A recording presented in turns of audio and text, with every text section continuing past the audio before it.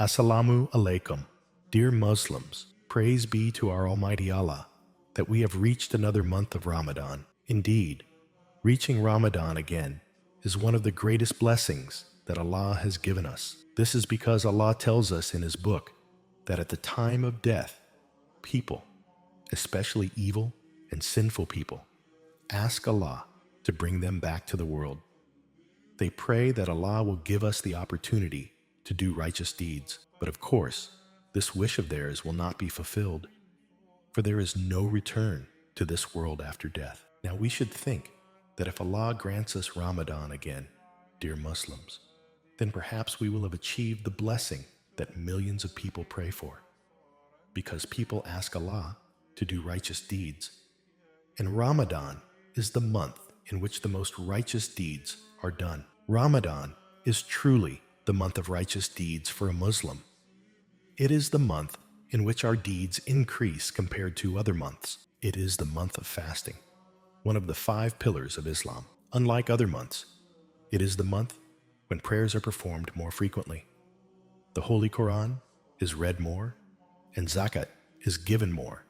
In short, the worship of the believer increases. From this point of view, reaching the month of Ramadan is a different blessing, and this blessing will be fully realized on the Day of Judgment. We should ask the owner of Ramadan how we can properly assess the value of Ramadan. Allah says in the Holy Quran that the greatest feature of the month of Ramadan is the Quran. The Quran is the greatest tool for self-discovery in Ramadan. The Quran is not only a book in which Allah introduces Himself, but also a book in which man understands himself, who is a human being. Therefore, Ramadan is a month in which we learn about the things we do as human beings, such as sleeping, waking, eating, drinking, and helping each other.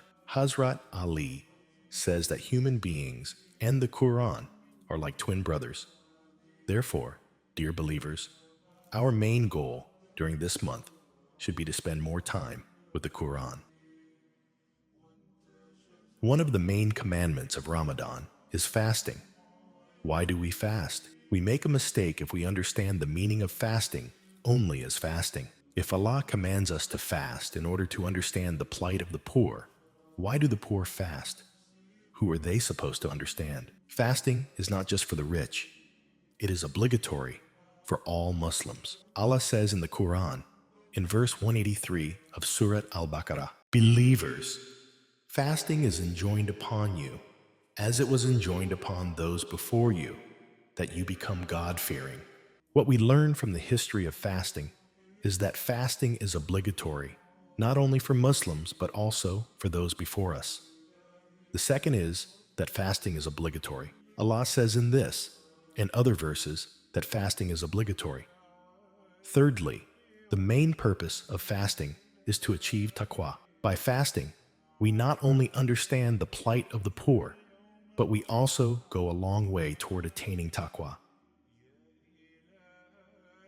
Another topic of discussion is the Taraweeh prayer. This prayer is a supplication to Allah at the end of each day of Ramadan. In a hadith in Bukhari, the Messenger of Allah says, "Whoever observes fasts during the month of Ramadan out of sincere faith and hoping to attain Allah's rewards, then all his past sins will be forgiven." Let one of you imagine that he is waiting for his boss at work, and let him imagine that he is waiting for prayer in the presence of Allah, the Lord of the worlds. Never forget that you are not standing in the presence of your boss or your parents when you pray Taraweeh, but in the presence of Allah, the Lord of the worlds. So let us stand in the presence of Allah in a manner befitting the greatness of Allah.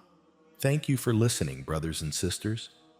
May Allah make you one of His servants who listen and benefit. If you want this video to reach more Muslim brothers and sisters, don't forget to like and subscribe to the video.